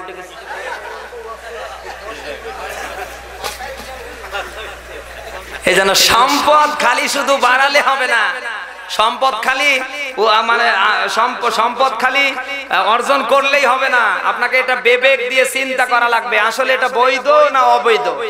কিয়ামতে এই সম্পদ আমাকে জান্নাতে নেবে না জাহান্নামে? তাহলে এখন যাদের সম্পদ খালি বাড়তেই আছে, এই হিসাব রাখার দরকার নেই। এমনও মানুষ আছে গো, বলতে পারে না ওর কয় বিঘা জমি আছে, বলতে পারে না ব্যাংকে কত কোটি টাকা আছে। না, খালি সম্পদ অর্জন করলেই হবে না।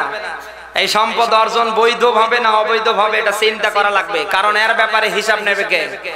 সবাই বলেন। 4 নম্বরে সম্পদ থাকলে ব্যয় করা লাগবে। যেখানে সেখানে আপনি সম্পদ ব্যয় করতে পারবেন না। এই ব্যয়ের ভাউচার দিয়েছে কে? আল্লাহ পাক বলেন ইয়াসআলুনাকা মাযা ইউনফিকুন কুল মা আনফাকতুম মিন খায়রিন ফালিল ওয়ালিদাইনি ওয়াল আকরাবিন। বলেন আল্লাহু আকবার। এটা সূরা বাকারার 2 নাম্বার পারা 12 নাম্বার পৃষ্ঠার 215 নাম্বার আয়াতে রব্বুল আলামিন দিয়েছেন সম্পদ আছে যেখানে সেখানে ব্যয় করতে পারবেন না। হিন্দুদের দুর্গা পূজা, মা কালী পূজায় যদি কেউ আপনার কাছে অর্থ নেওয়ার জন্য আসে, আপনি কি ওখানে দেবেন? বাংলাদেশে আমাদের ধর্মীয় 2টা উৎসব, ঈদুল আজহা আর ঈদুল ফিতরে, কোন হিন্দু আছে, কিন্তু ওদের উৎসব পালন হতে গেলে মুসলমান না হলে হয় না। না, এই এলাকায় তো নেই। বাংলাদেশে এমন মানুষ আছে মসজিদেরও সভাপতি, মাদ্রাসারও সভাপতি। আপনি তাকিয়ে দেখেন হিন্দুদের মা দুর্গা কালী পূজারও সভাপতি। বাংলাদেশে তো নেই, এগুলো সব ভারতে আছে। বিধর্মীরা যদি চিকিৎসার জন্য, বিধর্মীরা যদি খাওয়ার জন্য, বিধর্মীরা তাদের বাসস্থানের জন্য, নিজের জীবনটাকে টিকিয়ে রাখার জন্য, ছেলে মেয়েকে মানুষের মতো মানুষ করার জন্য যদি আপনার কাছে হাত বাড়ায় আপনি কিছু দেবেন, কিন্তু মাটি দিয়ে মূর্তি বানিয়ে নম নম নম শিবা রাম রাম করবে, আপনি ওখানে টাকা দিলে কি আমাদের জবাব দেওয়া লাগবে? টাকা আছে জন্যই সিনেমা হল বানাবেন, টাকা আছে জন্যই মদের লাইসেন্স নিয়ে মদের ব্যবসা করবেন, জবাব দেওয়া লাগবে কার কাছে? সম্পদ আছে, কোথায় ব্যয় করবেন? এই ভাউচার আমার না আল্লাহর? সূরা বাকারা 215 নম্বর আয়াতে আল্লাহ কয়েকটা ব্যাখ্যা দিয়েছেন, তার ভেতরে আমার আল্লাহ দিয়েছেন কুল, হে নবী আপনি বলুন, মান ফাকতুম মিন খায়রিন ফালিল ওয়ালিদাইন। ব্যয়ের যত ভালো জায়গা তার ভেতরে মা বাপ যদি থাকে, এই সম্পদগুলি আগে মা বাবার পেছনে ব্যয় করা লাগবে। সুবহানাল্লাহ বলতে মন চায় না? না, আপনি যত বড় কোটিপতি হন, আপনার ওই সম্পদ সর্বপ্রথম ব্যয় করা লাগবে মা বাবার পেছনে। কিন্তু বাংলাদেশে অনেক যুবক আছে বউয়ের কথা মতো মা বাবা থেকে শ্বশুর বাড়িতে ঘর জামাই সেজে বসে আছে। যুগের পর যুগ, শতাব্দীর পর শতাব্দী চলে যাচ্ছে, টেলিফোন করে মা বাবার খোঁজ পর্যন্ত নেয় না। 12টা 20 পর্যন্ত শেষ করবেন। হ্যাঁ ইনশাআল্লাহ, ইনশাআল্লাহ। কি আপনার রাগ করলেন? এরকম ছেলে পেলে নেই? কারা আছেন হাত তোলেন তো। এই জামর হাত। আমার বন্ধুরা, বিশ্বনবী মুহাম্মদ রাসূলুল্লাহ দিয়েছেন, কেউ যদি মা বাবার পেছনে খরচ করে, ওটা খরচ না, ওটা আল্লাহর রাস্তায় সদকা। মুসলিম শরীফের হাদিস, দুনিয়ায় যদি কেউ তার হায়াত বৃদ্ধি পেতে চায়, দুনিয়ায় যদি সম্মান পেতে চায়, ইজ্জত পেতে চায়, দুনিয়ার ধন সম্পদের ভেতর থেকে মা বাবার পেছনে যাতে খরচ করে। আমার আপনার পায়ের নিচে মাটি আর মায়ের পায়ের নিচে মাটি না, আমার আপনার জান্নাত। তাম দুনিয়ার সব মানুষ আজ মানুষকে স্বার্থের জন্য ভালোবাসে, কথা বলে না কেন? আর একমাত্র স্বার্থ ছাড়া যারা আপনাকে আমাকে ভালোবাসে, তারাই হলো আমাদের মা বাবা। বুখারী শরীফের হাদিস, আল্লাহর নবী দিয়েছে, হুমা জান্নাতুকা হুমা নারুকা। তোমার মা বাবা তোমার জন্য জান্নাত, তোমার মা বাবা তোমার জন্য জাহান্নাম। দুনিয়ায় সন্তানেরা যদি মা বাবার হক আদায় করে, মা বাবা যদি সন্তানের উপর রাজি আর খুশি থাকে, মহান রব্বুল আলামিন ওর জন্য জান্নাত বরাদ্দ করে দেবে। মা বাবা মক্কা মদিনা, কেউ যদি মক্কা মদিনার দিকে তাকাতে চায়, সে যেন তার মা বাবার দিকে তাকায়। বিশ্বনবী মুহাম্মদ রাসূলুল্লাহর হাদিস ইবনে মাজাহ এসেছে, কেউ যদি মা বাবার দিকে একটা বার নেক নজরে তাকায়, মহান আল্লাহ একবার কবুল হজের সওয়াব আমলনামায় দান করে। কেউ যদি 100 বার তাকায়, 100 বার কবুল হজের সওয়াব দেয় কে? যাদের মা বাবা আছে, আমাদের নেক নজরে তাকার দরকার নেই। মা বাবা যদি বেজার থাকে, খোদার কসম, কাবা শরীফে হজ করতে গিয়ে মারা গেলেও কিয়ামতে আল্লাহ আপনাকে জাহান্নামে দেবে। বউ মারা গেলে বউ পাওয়া যাবে, মা বাবা মারা গেলে এই যাবে। মায়ের মতো বাবার মতো আপন পৃথিবীতে আরো কেউ আছে যারা মা বাবার সাথে অপরাধ করেছেন, পা ধরে মাপ নেবেন। মা বাবা যদি না থাকে কবরে গিয়ে কাঁদবেন। মা বাবার বন্ধু বান্ধবী যারা আছে ওদের কাছে গিয়ে ক্ষমা চাবেন। এই পারবেন না? 2 নম্বরে ব্যয়ের খাত আমার আল্লাহ দিলেন ওয়াল আকরাবিন, নিকটতম আত্মীয় স্বজন যারা, ওদের ভেতরে টাকা থাকলে, পয়সা থাকলে, অর্থ থাকলে, সম্পদ থাকলে দেওয়া লাগবে। কথাকার আজ বাংলাদেশে মানুষ একবার হজ করে, জীবনে হজ খরচ কয়বার? বারবার যারা নফল হজ করার জন্য 4 লক্ষ 5 লক্ষ টাকা খরচ করে যায়। আমার তো মনে হয় হজ্জের চেয়ে নিকটতম আত্মীয় স্বজনের ভিতরে অনেকে গরিব আছে, অনেকে অসহায় আছে, অনেকে রিক্সা চালায়, ভ্যান চালায়, অটো চালায়, ছেলে মেয়েকে মানুষের মতো মানুষ করতে পারে না। 7 দিন 15 দিন মাসের ভেতরে 1 কেজি গরুর গোশত নিয়ে এসে ছেলে মেয়েকে খাওয়াতে পারে না। যারা বছর বছর নফল হজ্জের জন্য 4 লক্ষ 5 লক্ষ টাকা খরচ করেন, আমার তো মনে হয় ওখানে ওগুলি খরচ না করে আপনি যদি আপনার নিকটতম আত্মীয় স্বজনের ভেতরে টাকাগুলি দিতেন, আমার আল্লাহ হজ্জের চেয়ে ডাবল সব আমলনামায় দিত। আজ বাংলাদেশে একটা নতুন প্রথা চালু হয়ে গেছে, আত্মীয় স্বজনের মধ্যে আমরা দান করতে চাই না, অনেকে লজ্জা করি। কথা কয় না? নাসাই শরীফের হাদিস, আল্লাহর নবী দিয়েছে, আপনার যদি সম্পদ থাকে নিকটতম আত্মীয় স্বজনের ভেতর যদি সম্পদটা দিয়ে ফেলেন, মহান আল্লাহ 2 গুণ সব আমলনামায় দান করে। আর যদি অন্য কাউকে দিয়ে ফেলেন 1 গুণ সব জায়গায়। তাহলে নিজের ভেতরে দান করা ভালো না খারাপ? সবাই বলে নিজে মারা গিয়ে কেউ যদি ফকিরকে বড় লোক করে কোন সওয়াব হবে? হবে। নিকটতম আত্মীয় স্বজনের ভেতরে যারা অভাবী, আমাদের তাদের দিকে তাকানো লাগবে, এরপরে বদবাকিগুলো। কথা কয় না? যেহেতু সূরা তাহরিমের 6 নম্বর আয়াত আল্লাহ দিয়েছেন কু আনফুসাকুম, নিজে বাঁচো আগো, ওয়া আহলিকুম নারা, তোমার আহলদেরকে জাহান্নামের আগুন থেকে বাঁচাও। তোমার এই চাঁদপুরে তোমার কত আত্মীয় স্বজনের ভেতরে রিকশা চালায়, ভ্যান চালায়, তুমি যদি ইচ্ছা করো 2 বিঘা জমি কিনে তাদেরকে দিতে পারো। তুমি ওখানে না দিয়ে বরিশালে টাকা দিচ্ছ, শয়তান কিয়ামতে জবাব দেওয়া লাগবে। এই কথা কয়টা? আল্লাহর আদালতে প্রশ্ন হবে কয়টা? সবাই বলেন। 4 নাম্বার প্রশ্ন হবে, সম্পদ আছে, অর্থ আছে জন্যে যেখানে সেখানে ব্যয় করবেন, ওটা আল্লাহ চাই? আল্লাহ যে নীতিমালাগুলি দিয়েছে একটা একটা করে বলতে অনেক সময় লাগবে, 12টা 20 পর্যন্ত সময় দিয়েছে। আমি শেষ করছি কথাগুলি বলে, আপনাদের কষ্ট হচ্ছে না তো? এই যারা দাঁড়িয়ে আছেন বসেন। আল্লাহ রাব্বুল আলামিন বলেন 3 নাম্বার আমি নীতিমালা দিলাম, ওয়ালিয়াতামা, যদি ইয়াতিম থাকে ইয়াতিমদের দান করা লাগবে। কথাকার এই এলাকায় ইয়াতিম আছে না নেই? নবী মুহাম্মদ রাসূলুল্লাহ নিজে ইয়াতিম ছিলেন। আজও কোন ইয়াতিমের সাহায্য সহযোগিতার জন্য কেউ যদি হাত বাড়িয়ে দেয়, ইয়াতিমের মাথায় যে জায়গায় হাত পড়বে ওর হাতের নিচে যত লোম থাকবে, চুল থাকবে, প্রত্যেকটা চুলের বিনিময়ে একটা করে নেকি আল্লাহ তাআলা আমলনামায় দান করবে। ওই ইয়াতিম আছে না নেই?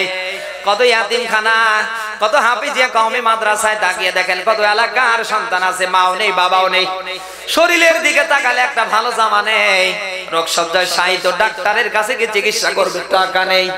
আছে না নেই? আপনার সম্পদ থাকলে রব্বুল আলামিন বলেন ইয়াতিম যদি পাও ইয়াতিমদেরকে তোমার অর্থগুলি বিলিয়ে দেবে। 4 নম্বরে রব্বুল আলামিন দিয়েছেন ওয়াল মাসাকিন, যাদের জমি জায়গা নেই, ঘর বাড়ি নেই, এমন মানুষ এই বাংলাদেশে আছে না নেই? আপনার ধন সম্পদ দিয়ে ওদের বাড়ি ঘর করার ব্যবস্থা করে দেয়া লাগবে। আপনি যদি আপনার এলাকায় না পান, তাহলে ওই যে কক্সবাজারের আশেপাশে রোহিঙ্গা যারা আছে ওদের দেওয়া লাগবে। কথা কয় না? আল্লাহ রাব্বুল আলামিন বলেন ওয়াবনিস সাবিল, পথচারী মুসাফির যারা, আপনি যদি এদেরকে পান এদেরকেও দান করবেন, সদকা করবেন। আমার বন্ধুরা, যে কথা বলতে কি এতগুলি কথা বললাম, কিয়ামতের ময়দানে আল্লাহর আদালতে সবাইকে আমার আল্লাহ 5টা প্রশ্ন করবে। তার ভেতরে 4 নাম্বার প্রশ্ন করবে, বান্দা দুনিয়ায় এত ধন দিয়েছিলাম, সম্পদ দিয়েছিলাম, এই ধন আর সম্পদগুলি কোথায় ব্যয় করেছো আমারে বলো। এই প্রশ্ন হবে কার কাছে? আজ তো আমরা অনেকে ব্যয় করি সভাপতি সেক্রেটারি হওয়ার জন্য। কথা কয় না? কি ভাব দেখায়, মসজিদের সভাপতি ওর বাবা জমি চিনিস? এই দানটা হবে কার জন্য? সবাই বলেন কিয়ামতের ময়দানে 3 শ্রেণীর মানুষকে আল্লাহ ডাকবে। তার ভেতরে এই যে দানশীল, দানকারী, দানবীরকে আল্লাহ ডাকবে। দুনিয়ায় তো দেখছি খুব দান দক্ষিণা করতে, অনেক সম্পদ আমি আল্লাহ দিয়েছিলাম, এই যে দান করে মসজিদ বানিয়ে মাদ্রাসা বানিয়ে মানবতার কল্যাণে অজস্র টাকা পয়সা খরচ করেছো, সত্যি করে বলো তো এগুলি কি আমার জন্য করেছো, না তুমি ওই সভাপতি সেক্রেটারি হবে, মানুষ তোমাকে দাওয়াত দিয়ে মুরগি জবাই করে খাওয়াবে ওই জন্য? সঙ্গে সঙ্গে বান্দা বলবে আল্লাহ তুমি বলো কি, ধন সম্পদ সব তোমার জন্য সব করেছি, মসজিদ বানিয়ে দিয়েছি, মাদ্রাসা বানিয়ে দিয়েছি, মসজিদের পক্ষে, মাদ্রাসার পক্ষে, ইসলামের পক্ষে, মানবতার কল্যাণের পক্ষে ছিলাম, শুধু তোমাকে পাওয়ার জন্য। আল্লাহ বলবে এটা মিথ্যাবাদী, এরকম নেই, এরকম মানুষ নেই। দান করে, সদকা করে, এই দান করা লাগবে, সদকা করা লাগবে, ব্যয় করা লাগবে কার জন্য? কার ভয়ে? আমরা মানুষকে দেখানোর জন্য কোনো ইবাদত করব না, একটা টাকা কাউকে দানও করব না, আমরা করব কার জন্য? যেহেতু বুখারী শরীফের হাদিস, মান আহাব্বা লিল্লাহ ওয়া বাগাসা লিল্লাহ ওয়া আতা লিল্লাহ ওয়া মানা লিল্লাহ ফাকাদ ইসতাকমালাল ঈমান, রাহুল বুখারী। নবী বলেন বন্ধুত্ব করা লাগবে, শত্রুতা করা লাগবে, কাউকে কিছু দেবেন ওটাও করা লাগবে কার জন্য? তাহলে আমাদের ঈমানটা পুরা করে দেবে কে? কেউ যদি ঈমান নিয়ে মরতে না পারে, গোটা দুনিয়া থাকার পরে ওর কোনো দাম এই আছে? নেই। এইজন্য আমরা যদি ঈমান নিয়ে মরতে পারি, আর ঈমান নষ্ট হতে বেশি সময় লাগে না, খুব সেনসিটিভ বিষয়, এগুলি খেয়াল রাখা লাগবে। আল্লাহ যেটা পারে, মানুষের সাথে আল্লাহকে তুলনা করলে, আল্লাহ যেটা পারে মাখলুকের সাথে তুলনা করলে ঈমান থাকে, নষ্ট হয়ে যায়। আজ অনেকে মন্তব্য করে, ডাক্তারের কাছে যদি 2 মাস আগে আমার বাবাকে নিয়ে যেতাম, বাবা মারা যেত না। আমার ছেলে যদি বাড়ি থেকে মোটরসাইকেল 135 গাড়ি নিয়ে বের না হতো, ট্রাক চাপা দিয়ে মারতো না। কথা কয় না? আমার জমিতে যদি ঠিক মতো আমি নিড়ানি দিতাম, সার দিতাম, পানি দিতাম, জমির ফসল ভালো হতো। এই কথাগুলি এই এলাকায় আছে। ঈমান নষ্ট হওয়ার একমাত্র কারণ, বাবা 20 বিঘা জমি যদি রেখে না যেত, বাবা যদি আমার পড়াশোনা না করাতো, ওই সময় যদি আমি চাকরি না পেতাম, তাহলে আজ আমার পথের ভিখারি হওয়া লাগতো। এই কথাগুলির উপর যাদের ঈমান থাকবে, ওদের ঈমান নেই, কুকুর পেশাব করে দিয়েছে। তাবারাকাল্লাযী বিয়াদিহিল মুলক ওয়া হুয়া আলা কুল্লি শাইইন কাদির, সূরা মুলক 29 নম্বর পারা, 1ম নম্বর পৃষ্ঠার 1ম নম্বর লাইনে আমার আল্লাহ দিয়েছেন।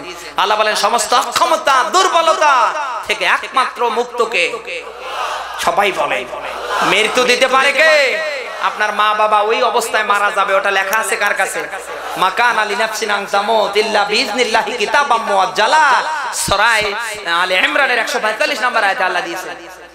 আপনি কিভাবে মারা যাবেন, আপনার মা কিভাবে মারা যাবে, আমি কিভাবে মারা যাব, আপনি সুস্থ অবস্থায় মরবেন না অসুস্থ অবস্থায় মরবেন, বাড়িতে মারা যাবেন, হাসপাতালে মারা যাবেন, রাস্তায় মারা যাবেন, কোরআনের মাহফিলে মারা যাবেন, এটা দুনিয়ার কেউ বলতে পারে না, একমাত্র বলে, একমাত্র জানে কে? এইজন্য এই কথাগুলি বলা যাবে না যে আমি যদি 2 মাস আগে বিদেশ থেকে আসতাম, মায়ের চিকিৎসা ভালো করতাম, মা মারা যেত না। না, এই কথা না ভাই। আপনার মা যদি, মায়ের যদি হায়াত আল্লাহ রাখতো, আপনি আরো 5 বছর পরে আইলেও দেখতে পাইতেন। কথা কয় না? এই জন্য জীবন মরণের মালিক, আমাকে আপনাকে খাওয়ানোর মালিক, সব কিছু করার মালিক, ছেলে মেয়েদের মালিক, সব ক্ষমতার মালিক কে?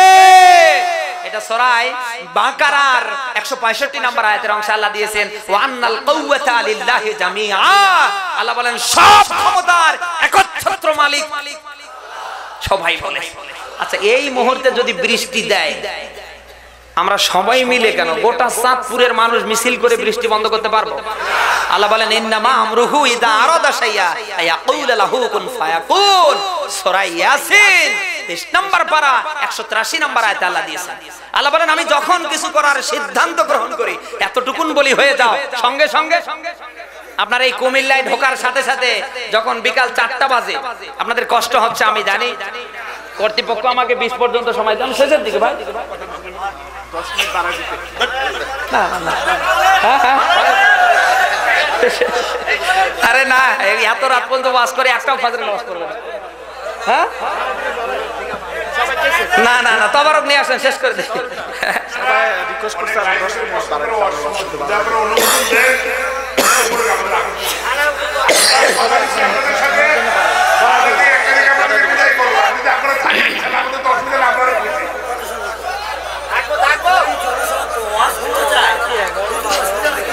আপনি সমস্যা হ্যাঁ ভাই, বসেন বসেন বসেন বসেন। আমি কাউকে মাহরুম করব না, কর্তৃপক্ষকেও মাহরুম করব না, আপনাদেরকেও মাহরুম করব না, ইনশাআল্লাহ। যে কথা বলতেছিলাম যে সমস্ত ক্ষমতার উৎস, সমস্ত ক্ষমতার একচ্ছত্র মালিকানা কার হাতে?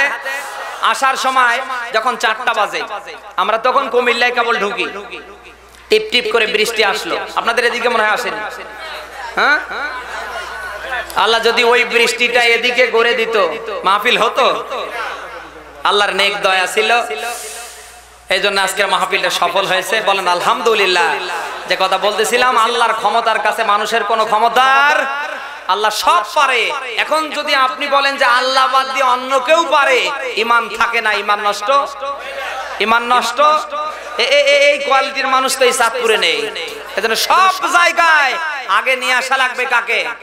আল্লাহ বলেন আমি কত বড় দয়ার আল্লাহ, বান্দা যখন তুমি আমাকে ডাকো, আমি আল্লাহ তোমার ডাকে সাড়া দেই। উদউনি আস্তাজিব লাকুম, এই আহ্বান কার? সবাই বলে। আল্লাহ বলেন বান্দা যখন তুমি আমাকে ডাকবে, তোমার ডাকে সাহায্য করা আমি আল্লাহর ওয়াজিব হয়ে যায়। আমাদের ডাকার তো ওই রকম মন মানসিকতা নেই, আমরা তো আল্লাহকে ডাকতে চাই না। ফাদকুরুনি আযকুরকুম, বান্দা তুমি আমাকে স্মরণ করো। উল্টো দিকে স্মরণ করবে কে? আজ আপদে পড়েন, বিপদে পড়েন, মুসিবতে পড়েন, পৃথিবীর যে অবস্থায় আপনি থাকেন না কেন, পৃথিবীতে যে অবস্থায় আপনার জীবন চলুক না কেন, আপনি যদি আমার আল্লাহকে রব হিসাবে, একচ্ছত্র ক্ষমতার মালিক হিসাবে আপনি নিতে পারেন, পয়গম্বর ইউসুফের মতো, পয়গম্বর ইউনূসের মতো, আল্লাহ আপনাকে বিপদ মুক্ত করে দিবেন। জুলাইখা কি ষড়যন্ত্র না করলো, জানলা দরজা সব বন্ধ করে দিল ইউসুফ আলাইহিস সালামের। এক পর্যায়ে ইউসুফ আলাইহিস সালামের সাথে আকাম কুকাম করবে, ওই মুহূর্তে ইউসুফকে সাহায্য করে কে? হযরত ইউনূস নবীর মতো মানুষ যখন সমুদ্রের ভেতরে, সমুদ্র থেকে তাকে ফালিয়ে দেয়া হলো মাছের পেটের ভিতরে। কোথায়? সবাই বলেন। ওই মাছের পেটের ভিতরে স্মরণ করলেন কাকে? ইউনূস কি মারা গিয়েছে না বেঁচে আছে? সুবহানাল্লাহ বলতে পারেন না? 40 দিন মাছের পেটে থাকার পরে পয়গম্বর ইউনূসের একটা লোমের ক্ষতি, ওই ক্ষমতা আছে কার? এই জন্য কোরআনে কারীমের ভেতরে আমরা সূরা আম্বিয়া, সম্ভবত এটা 87 নম্বর আয়াতে আল্লাহ দিয়েছেন, 87 নম্বর আয়াতে আল্লাহ দিয়েছেন, লা ইলাহা ইল্লা আনতা সুবহানাকা ইন্নী কুনতু মিনাজ জালিমিন। মানুষ যে বিপদেই পড়ুক না কেন, মানুষ যদি কোরআনে কারীমের এই আয়াতটা পড়তে পারে, মহান আল্লাহ ইউনূস নবীর মতো তাকে মুক্ত করে দেয়। যদি এটা নাও পারেন, কোরআনে কারীমের যে মানুষ মারা যাওয়ার যে দোয়া আমরা ব্যবহার করি, ইন্না লিল্লাহি ওয়া ইন্না ইলাইহি, এটা তিরমিজি শরীফের 3505 নম্বর হাদিস। আল্লাহর নবী দিয়েছে, মানুষ যে বিপদেই পড়ুক না কেন, মানুষ যদি এই দুইটা দোয়ার কোনো একটা দোয়া আমি আল্লাহর জন্য পড়তে পারে, আমি আল্লাহ তার বিপদ কেটে দিতে দেরি করি না। আমরা এই দোয়াগুলো পড়বো তো ইনশাআল্লাহ, পারি তো? আল্লাহ যেন তৌফিক দান করে। আমার বান্দারা, যে কথা বলতেছিলাম, কিয়ামতের ময়দানে আমার আল্লাহ 5টা প্রশ্ন বান্দাকে করবে। শুধু আপনাকে করবে, আমাকে করবে এমনটা না, সবাইকে এই প্রশ্নের ভেতরে রাখবে কে?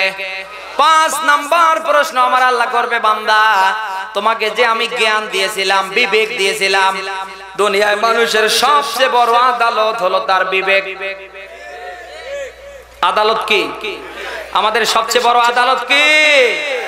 আজ দুনিয়া আপনি যা করছেন, আপনার এই বিবেক নামক আদালতের কাছে যদি একটা বার প্রশ্ন করেন, ও বিবেক তুমি বলে দাও আমার দ্বারা দুনিয়ায় কি হচ্ছে, কিয়ামতের ময়দান যেদিন কায়েম হবে আমি কি আল্লাহর আদালত থেকে বাঁচতে পারবো? আপনার এই বিবেক অবশ্যই আপনাকে বলে দেবে তুমি যেটা করছো ওটা আর করো না।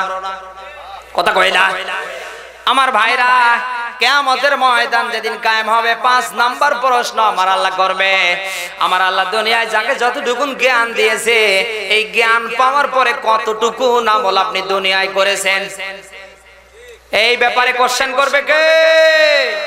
সবাই বলেন। আজ আমরা যারা আমল করছি, এই আমলগুলি যদি ঘর থেকে নিয়ে সমাজে আসতে আমরা প্রতিফলন ঘটানোর চেষ্টা করতাম, আমার তো মনে হয় একটা মানুষ পৃথিবীতে আল্লাহর বিরুদ্ধে যেতে পারতো না। কথা বলে না কেন? আর যারা 5 ওয়াক্ত নামাজ আমরা মসজিদে গিয়ে পড়ি, আমরা যদি ওই নামাজটা আমাদের গ্রাম, আমাদের পাড়া প্রতিবেশী সমাজের সব মানুষের জীবনে তুলে দেওয়ার চেষ্টা করতাম, স্ত্রীর জীবনে, ছেলের জীবনে, মেয়ের জীবনে, বন্ধু বান্ধব, শুভাকাঙ্ক্ষী, হিতাকাঙ্ক্ষী সবার জীবনে যদি আমরা ইসলামের ফরজ বিধানটা তুলে দেওয়ার চেষ্টা করতাম, আমরা যদি দিনের দায়ী আল্লাহর ভূমিকা পালন করতাম, আমার তো মনে হয় কোনো মানুষ রোড ঘাটে থেকে নামাজ তরফ করতো না। কিন্তু এই দায়িত্ব আছে নেই? যারা 5 ওয়াক্ত নামাজ পড়ে আর যারা পড়ে না, ওরে ভাব কি একটা কাফের মাপের ফতোয়া দিয়েছে এলাকায় আছে না নেই? আপনি 5 ওয়াক্ত নামাজ যদি পড়েন, ইসলামের একটা অংশ যদি মানেন, আপনি নিজে মানবেন, অপরের ভেতরে এটা চালিয়ে দেবেন। আপনি যদি বলেন যে না দরকার নেই, আপনি একা একা করে মারা গেলে কিয়ামতের ময়দানে এই সমস্ত মানুষের জুতা পেটা খেয়ে জাহান্নামে যাওয়া লাগবে। হ্যাঁ, আপনি কি শুনলেন?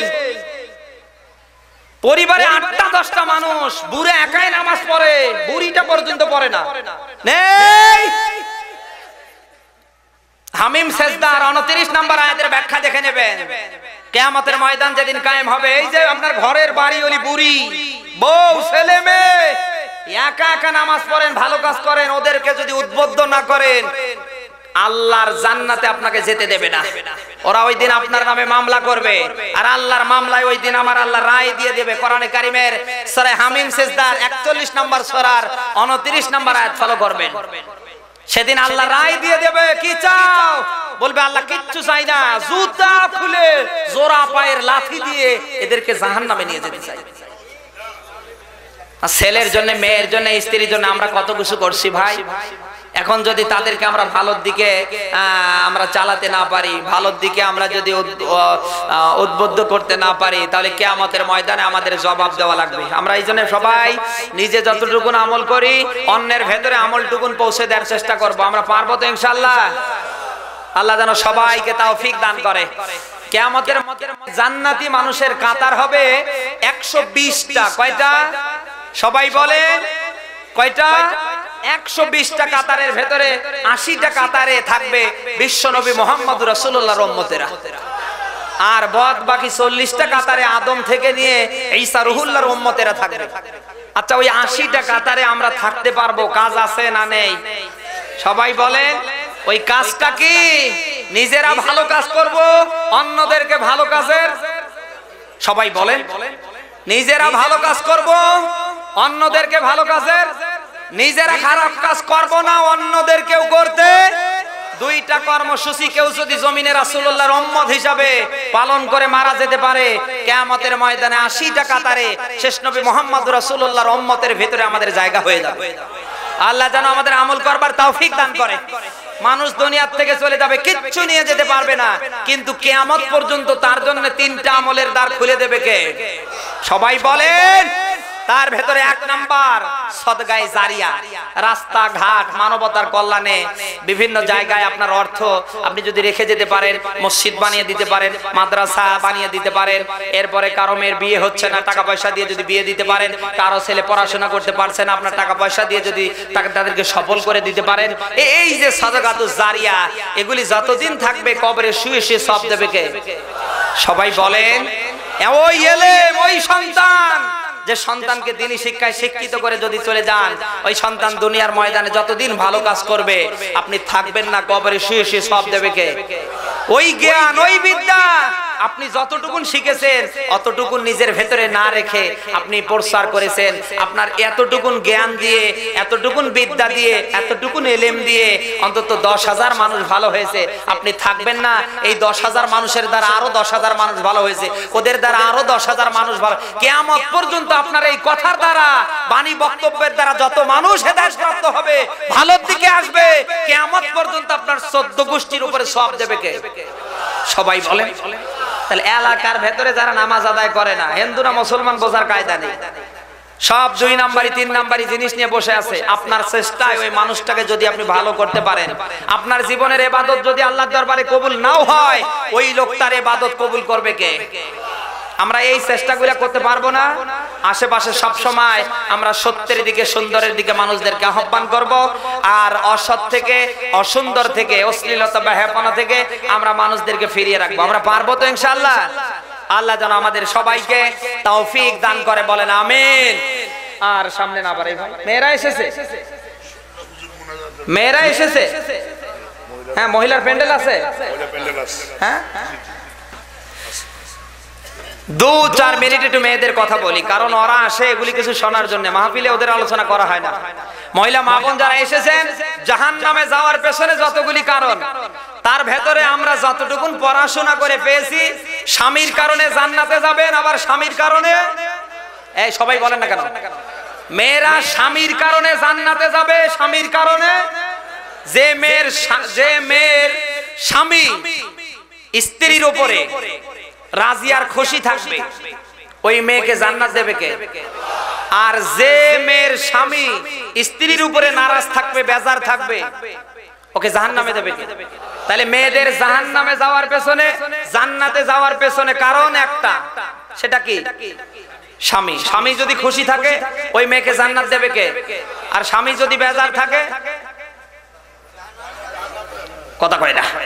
বুখারী মুসলিমের হাদিস, উসামা ইবনে যায়েদ রাদিয়াল্লাহু হাদিসটি বর্ণনা করেন, মেয়েদেরকে জাহান্নামে দেওয়ার পেছনে যতগুলি কারণ, তার ভেতরে গুরুত্বপূর্ণ কারণ দুইটার ভেতরে স্বামী। এই জন্য যে সমস্ত মেয়েরা এসেছেন, স্বামীর মনে কষ্ট দেবেন না, স্বামীর মনে কষ্ট দেবেন না। স্বামীর মনে যদি কষ্ট দেন, স্বামী যদি আপনার উপর নারাজ থাকে, বেজার থাকে, আপনি রাবেয়া বসরি হয়ে কাবা শরীফে সেজদা দিতে মারা গেলেও আল্লাহ জাহান্নামে দেবেন। রাসূলুল্লাহর স্পষ্ট হাদিস, কোন মেয়ে লোক মারা যাওয়ার পরে তার স্বামী যদি বলে আল্লাহ আমার ঘরের বউটা ভালো ছিল, সঙ্গে সঙ্গে মহান আল্লাহ তার জীবনের গুনাহ মাফ করে দেয়। বাস্তবতার আলোকে বলছি, বিশ্বনবী মুহাম্মদুর রাসূলুল্লাহ সাল্লাল্লাহু আলাইহি সাল্লামের স্ত্রী হযরতে খাদিজাতুল কুবরা রাদিয়াল্লাহু তাআলা আনহা নবীকে বলছেন, হে রাসূল, জীবনে কিচ্ছু চাইনি, 3টা জিনিস আমি চাচ্ছি। 1 নম্বরে আমি মরার পরে আমার শরীরে আপনার জুব্বা মোবারক দিয়ে কাফন দেবেন। 2 নম্বরে আমার জানাজার নামাজের ইমামতি করবেন। 3 নম্বরে আমার কবরে ফেরেশতাদের সওয়াল জবাব আপনি নিজে করবেন। নবী বলেন, খাদিজা, 2টা আমার দ্বারা সম্ভব, কিন্তু 3 নাম্বারটা আদম থেকে নিয়ে মোহাম্মদ, আদম থেকে নিয়ে ঈসা রুহুল্লাহ পর্যন্ত কোন নবীর জীবনে এমন, অতএব আমি পারবো না। হযরতে খাদিজাতুল কুবরা সেজদায় পড়ে কান্না করছেন। সঙ্গে সঙ্গে আল্লাহ ডেকে বলে, বন্ধু, খাদিজা যেটা চেয়েছে, তুমি যেটা দিতে পারোনি, আমি খাদিজার জন্য ওটা কবুল করে নিলাম। এর থেকে প্রমাণিত, দুনিয়ার স্ত্রীরা যদি স্বামীকে রাজি খুশি রেখে মারা যেতে পারে, স্বামী যদি তার উপর রাজি আর খুশি থাকে, মরার পরে ওর জানাজা নিয়ে দাঁড়াতে দেরি, আর জীবনের গুনাহ মাফ করে দিতে দেরি না। আল্লাহ যেন মা বোনদের আমল করবার তৌফিক দান করে। কিন্তু বাংলাদেশে এই সমস্ত মা বোন কম, যার উপরে স্বামীরা খুশি নেই, কথা কয় না। স্বামী যদি বলো এটা করো, ও ঘুরে উল্টে ওটা করে। স্বামী যদি বলে ওখানে যেও না, ও বলার আগেই ওখানে গিয়ে বসে থাকে। আজ আমরা কাপড় সপড় কিনে দিয়ে মারা যাই, আমাদের জন্য সাজতে চায় না, আমাদের আনন্দ দিতে চায় না, ওরা সাজুগুজু আনন্দ দিতে চায় দুলা ভাইকে। আর মার্কেটে যাওয়ার জন্য, এ চাঁদপুরে তো নেই। যে সমস্ত মহিলা মা বোনরা এসেছেন, আমি বিনয়ের সাথে বলছি, একটা মেয়ের যখন বিয়ে হয়ে যায়, তার বাবার জন্যও সাজা জায়েজ নাই, এটা ইসলাম হারাম করে, হারাম। একটা মেয়ের বিয়ে হওয়ার পরে এতটুকুন সাজুগুজু করতে পারবে তার স্বামীর জন্য। এই কার জন্য? সবাই বলেন, কার জন্য? যে সমস্ত মেয়েরা স্বামী বাদ দিয়ে দুলা ভাইয়ের জন্য, স্যারের জন্য, সাহেবের জন্য, বাজারের জন্য, অনুষ্ঠানের জন্য সাজুগুজু করে, এদের সওয়াব না গুনাহ? সবাই বলেন। যাদের স্ত্রী আসেনি এটা বোঝাবেন, একমাত্র সাজুগুজু করা লাগবে স্বামীর জন্য। স্বামীর জন্য কোন মেয়ে, কোন মহিলা যদি সাজুগুজু করে, আর এটার পরিমাণ যদি 1 ঘন্টা হয়ে যায়, যতক্ষণ সাজুগুজু করবে, মহান আল্লাহর রাস্তায় সদকা করার মতো সব আমলনামায় দেবে। আর স্বামী বাজার থেকে আসার পরে যদি এই চেহারা দেখে, একটা বার যদি স্বামী হাসি দিতে পারে, মহান আল্লাহ সঙ্গে সঙ্গে সগীরা গুনাহগুলি মাফ করে দেয়। তাহলে সাজা লাগবে কার জন্য? তার জন্য সাজে না, পাড়ার বল্টুর জন্য সাজে। এরকম বউ কার আছে? হাত তোলেন তো। এই কার আছে? হাত তোলেন। এখানে অনেক আছে না? অনেক নির্লজ্জ যুবক আছে, বউ এমনি সুন্দরী, আর বাজারের লাল রঙের মশারি কিনে মোটরসাইকেলের পিছে করে নিয়ে ঘোরায়। মুরব্বি চাচা কয়, এ ভাতিজা কে বা? চাচা চিনেন না, এটা তোমার বউ।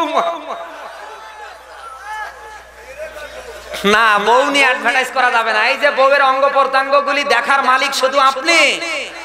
আপনার শ্বশুর শাশুড়ি শালা সম্বন্ধী আপনার হাতে তুলে দিয়েছে, এখন বউয়ের কোনো অঙ্গ প্রত্যঙ্গর দিকে কেউ যদি তাকিয়ে আধা ঘন্টার মতো থাকে, আপনার আমল নামায় ট্রাকে ট্রাকে জেনার গোনা হবে।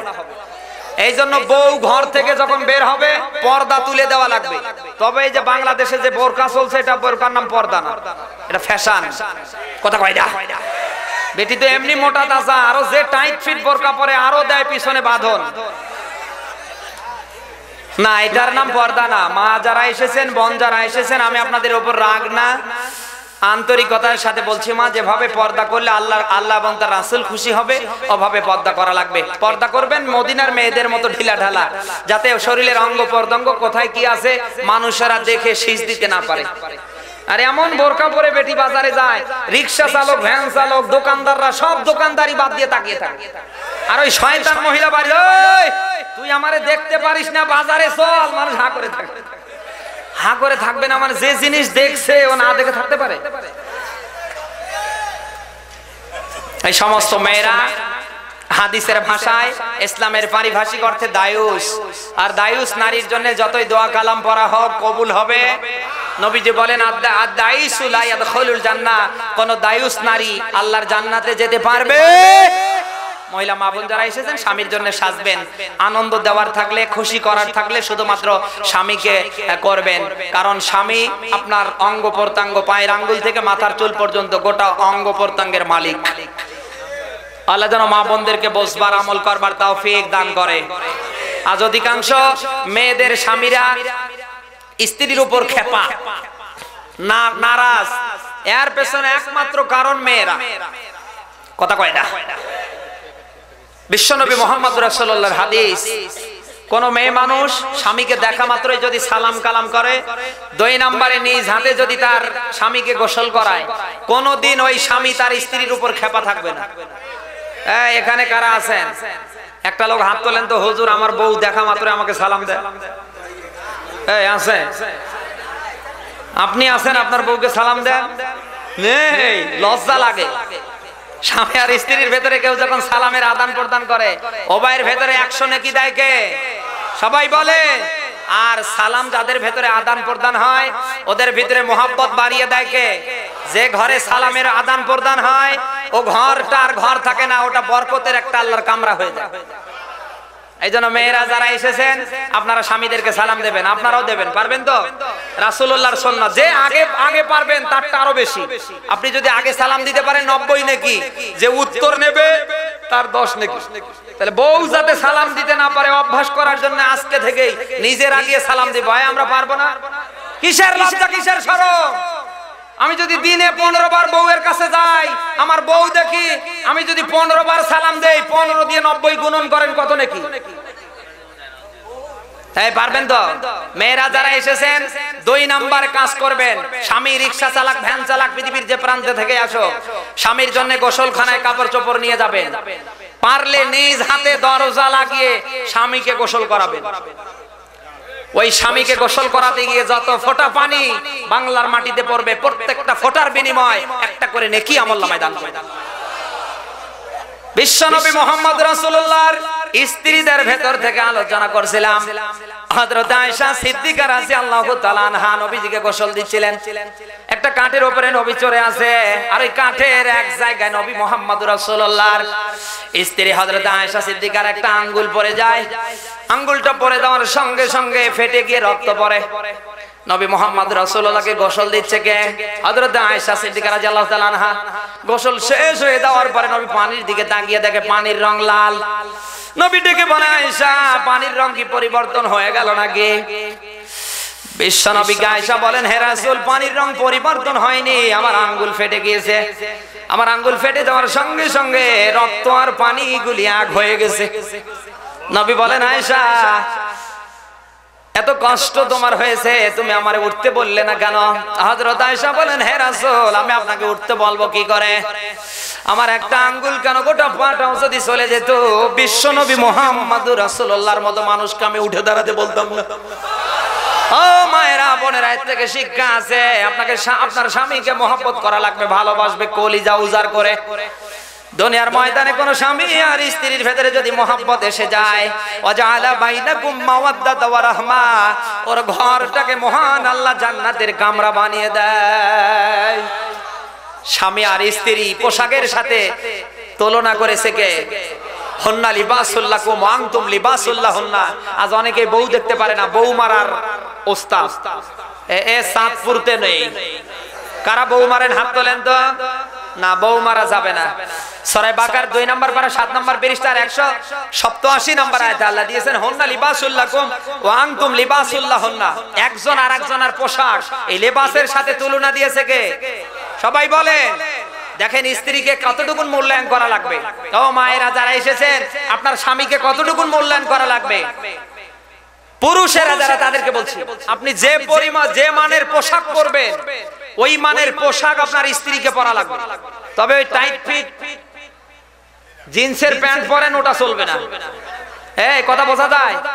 যে মানের পোশাক, মানে যে মানের অর্থ দিয়ে পোশাক কিনবেন, ওই পরিমাণের অর্থ দিয়ে নিজের ঘরের বউয়ের পোশাক কেনা লাগবে।